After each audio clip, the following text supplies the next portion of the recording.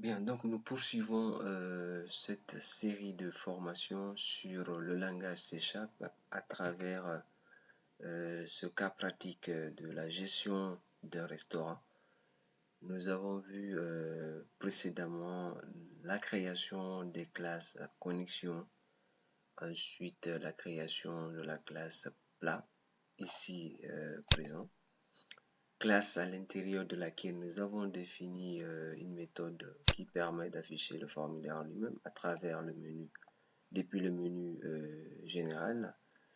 Une méthode qui permet d'ajouter les enregistrements, donc un plat dans la table, et une autre méthode qui permet de charger la liste des plats disponibles, la liste des plats enregistrés dans la table.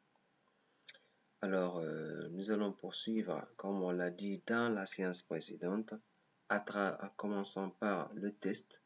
Donc, on va tester d'abord ce qu'on vient de faire, donc le fonctionnement de ces différentes méthodes que nous avons déclarées dans la classe plat.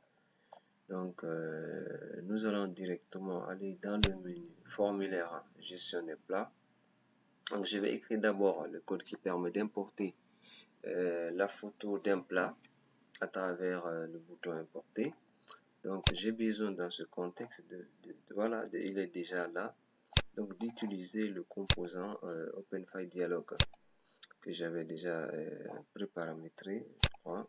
J'étais déjà préparamétré. Je vais vérifier néanmoins cela. Voilà, donc j'avais paramétré déjà le composant OpenFileDialog en vue de me permettre de pouvoir importer la photo d'un plat.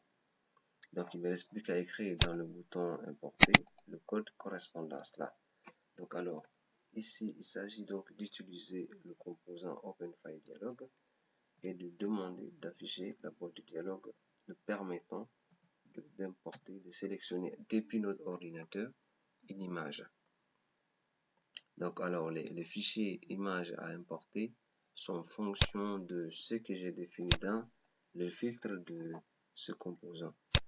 Donc, je sélectionne OpenFileDialog par exemple. Je viens dans filtre, voilà, dans le filtre, donc les types d'extensions, les différentes extensions que j'ai définies là, ce sont les différentes extensions là qui seront possibles d'importer. Donc là, j'ai défini trois types d'extensions, le JPEG, le PNG et le fichier GIF. Il y en a combien? Il y a 4, un JPG, un PNG2, GIF3 et PDF. Voilà, jusqu'à 4 types de fichiers importables. Alors, je reviens dans l'éditeur de code du bouton importer. Donc, je vais dire ceci. Donc, la variable que j'ai déclarée tout à l'heure, c'est-à-dire cette variable que j'ai nommée CH, qui va être le chemin d'accès, va récupérer le chemin du fichier image sélectionné. De cette manière, donc j'écris CH reçoit OpenFileDialog.filename. Ensuite, à partir de ce chemin d'accès, je vais charger l'image ainsi sélectionnée dans le composant PictureBox qui est là, que j'ai nommé IMG plat. Donc, je viens, j'écris IMG plat.load. J'ai fourni le chemin d'accès. Voilà, c'est tout. Donc, j'ouvre la boîte de dialogue qui me permet donc de sélectionner un fichier image. Le fichier image ainsi sélectionné, je récupère son chemin d'accès que je stocke dans la variable CH de type string. Et à partir de ce chemin d'accès, je charge la photo dans le composant image PictureBox, appelé ici IMG plat. Alors, je vais passer donc à la régénération de la solution en vue de pouvoir tester ce que cela donne.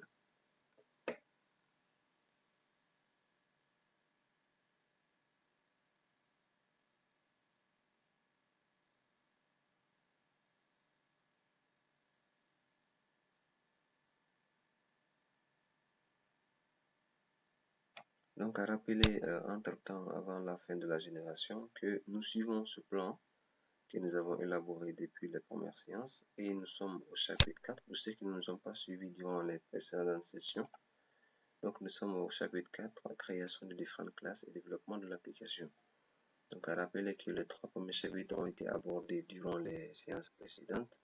Pour ceux qui n'ont pas donc suivi ces parties, il s'agissait donc de la modélisation, de la création du projet et puis de la création des interfaces utilisateurs. Donc j'invite donc tous ceux qui n'ont pas suivi les précédentes séances d'aller downloader, donc de télécharger les vidéos concernant ces différents chapitres pour mieux comprendre déjà la suite.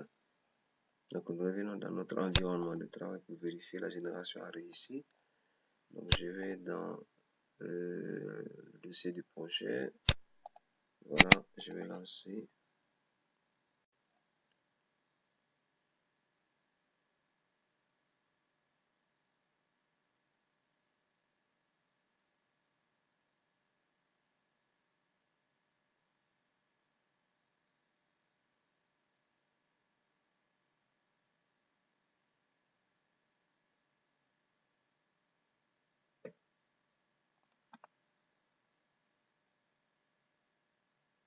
Je clique sur l'onglet gestion des plats et sur l'option nouveau plat.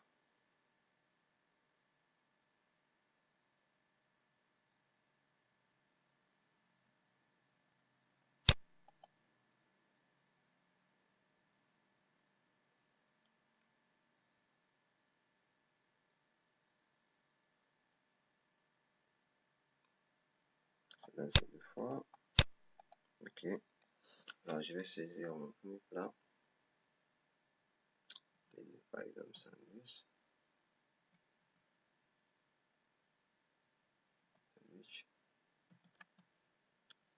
Viande.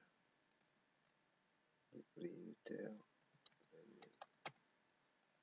Ensuite, la photo. Voilà, donc la boîte de dialogue que j'ai paramétrée. Vous avez le titre que j'ai mis dans les propriétés de OpenFile Dialog. Vous avez le nom du fichier, donc la valeur par défaut que j'ai mis comme nom du fichier dans la zone file name. Vous avez les différentes extensions que j'ai mis dans le filtre. Donc JPEG, PNG, GIF et PDF. Vous avez l'exportateur de dossier également. Donc je vais chercher le répertoire contenant les images.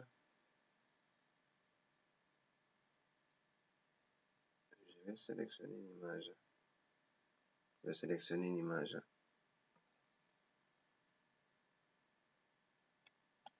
Je prends celui-ci par exemple. Donc je suppose que ça c'est l'image de la photo. Et après je clique sur valider. Voilà. Donc ça me fait déjà l'ajout. Je viens d'ajouter donc un plat. Hein, et vous avez donc le nom du plat qui est affiché dans le prix et puis la photo, donc le chemin d'accès à cette photo qui est dans la zone. Donc on peut saisir également notre plan.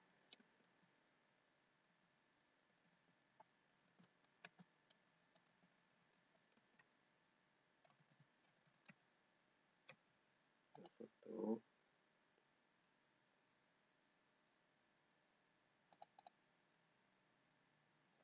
Ouais, ajouter.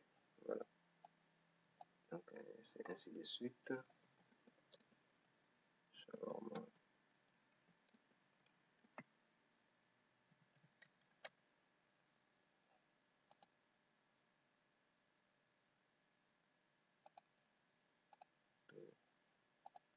Voilà.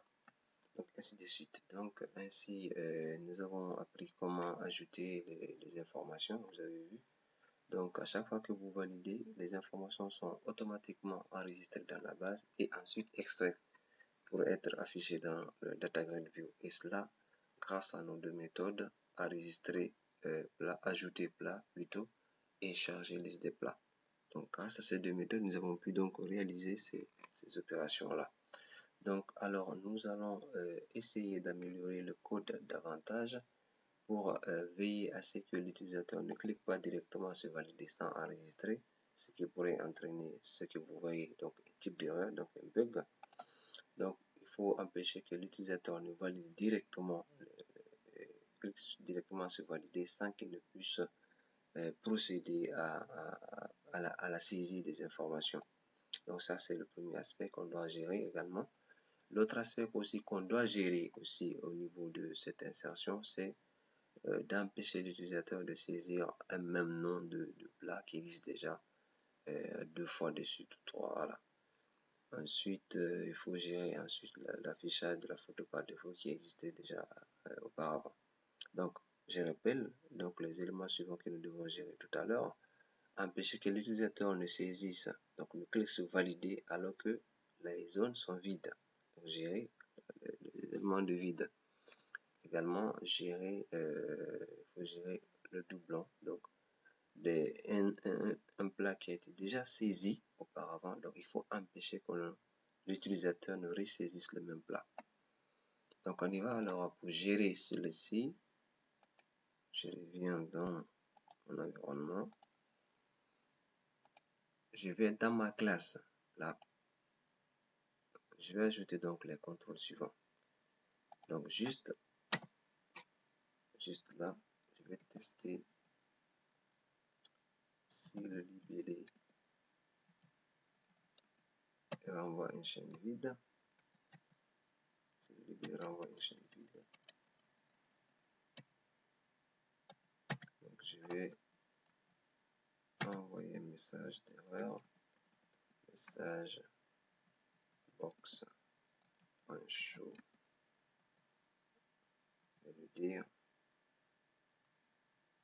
les désignations du plat. Désignation du plat obligatoire. Le titre, gestion du plat. C'est le titre de la boîte de dialogue. Ensuite, le type de bouton. Message box bouton. OK. Et le type d'icône. Message box icône. Erreur. Voilà. Ensuite, j'envoie le focus à cet endroit-là. Focus.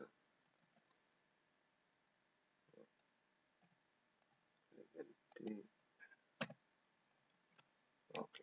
Donc, s'il ne saisit pas la désignation du plat, on va le contraindre à le faire, donc en lui demandant de ressaisir, en remettant le focus là-bas. Ça, c'est pour le cas de la désignation de libellé. Au cas où c'est le prix aussi qui n'est pas renseigné, donc je vais dire si le prix aussi, la zone contenant le prix est vide, je vais demander d'envoyer un message box.show,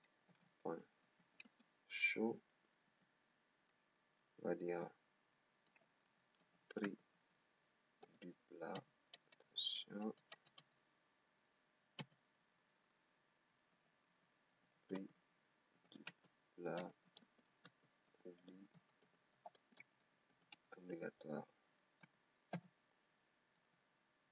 gestion des plats, message box bouton,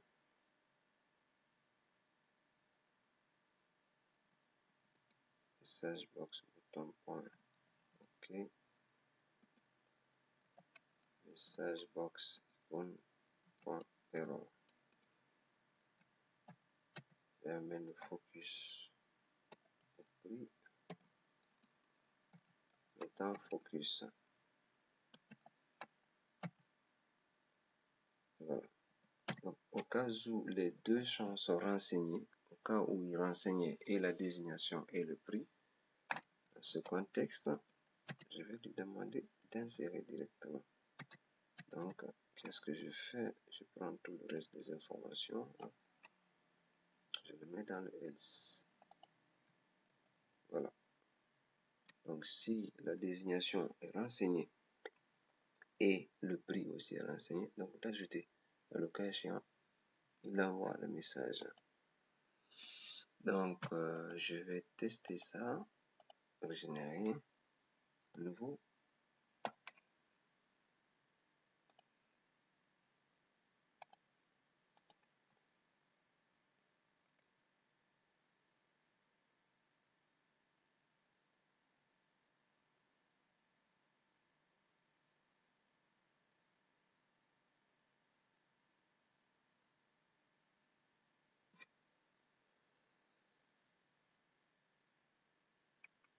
Voilà, donc la régénération est terminée. Je vais lancer à nouveau l'exécutable obtenu à travers cette régénération.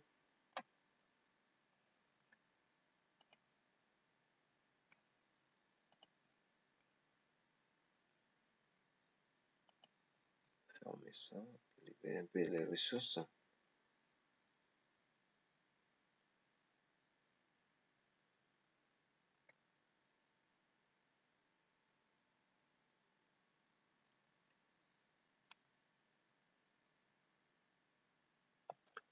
Ok, gestion des plats. Je clique sur nouveau plat.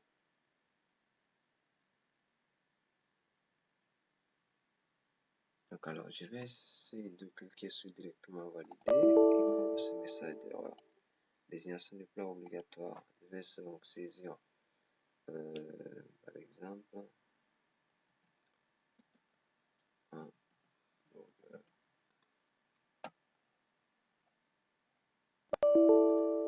Le plat obligatoire.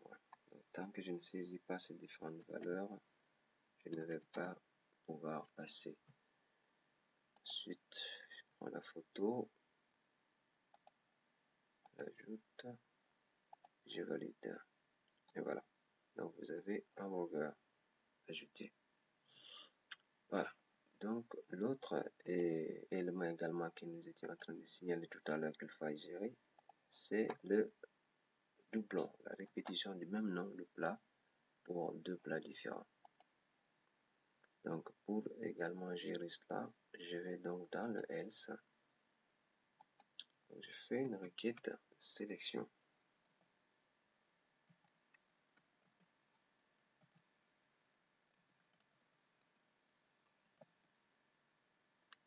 Je vais demander de vérifier les désignations de tous les articles qui seront saisis. Tous les plats, je m'excuse.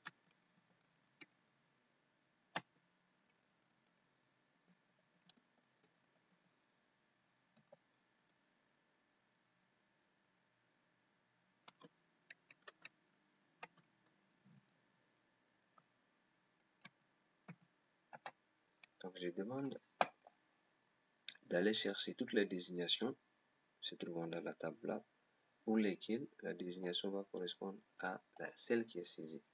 Donc il va chercher dans la table toute désignation correspondant à celle saisie. Il va chercher toute désignation correspondant à celle saisie en vue de pouvoir empêcher que l'utilisateur ne saisisse plus d'une fois le nom d'un plat. Donc, pour que le nom d'un plat ne soit pas répété, donc on essaye de demander d'envoyer une requête au serveur pour savoir est-ce que la désignation qui est en train d'être saisie existe ou non. Je vais récupérer le résultat de cette requête. Donc j'envoie une requête que je vais récupérer. Je dis reçoit .execute leader.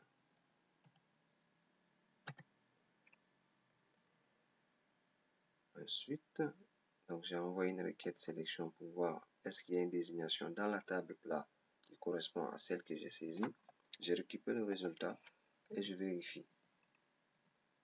Donc s'il existe une ligne dans la table correspondant à cette interrogation,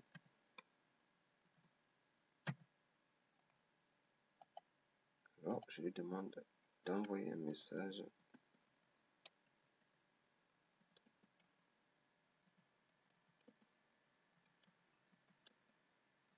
disant que ce plat a été déjà ajouté. Ce plat a été déjà ajouté.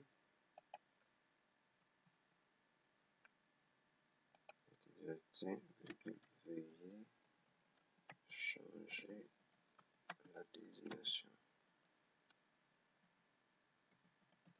Par exemple. Cela a été déjà ajouté. Veuillez changer la désignation. Et le titre de la boîte de dialogue, c'est gestion des plats.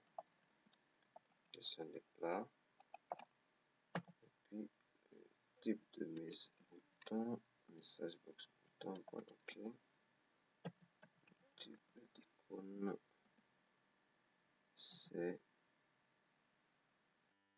pendant exclamation.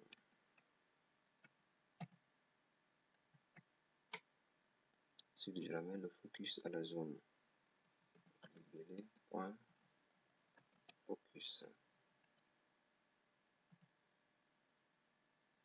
Voilà. Alors, dans le cas où tout est correct, je le mets ici. Je reprends ça jusqu'ici et je le mets dans le else. Voilà. Donc, si aucun champ n'est vide, il va vérifier à nouveau. Il faut fermer ici le lecteur. Après lecture, je dois le fermer ici. Alors, donc, si aucun champ dans le formulaire n'est vide, alors il va passer dans le else et vérifier est-ce que la désignation qui est saisie n'existe pas. S'il n'existe pas, il va l'ajouter. Et s'il existe, il va envoyer ce message et demandera à l'utilisateur de ressaisir. Alors, on va retester à nouveau cette option.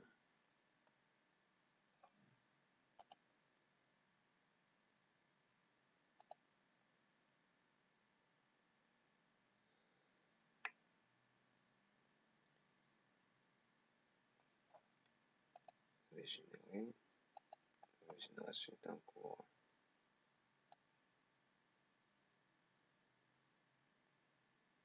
Ok, régénération réussie. Je relance mon formulaire.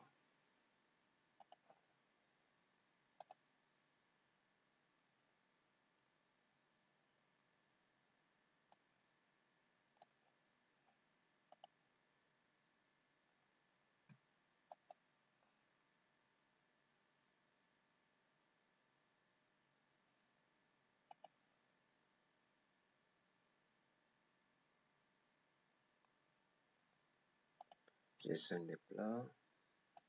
Nouveau plat.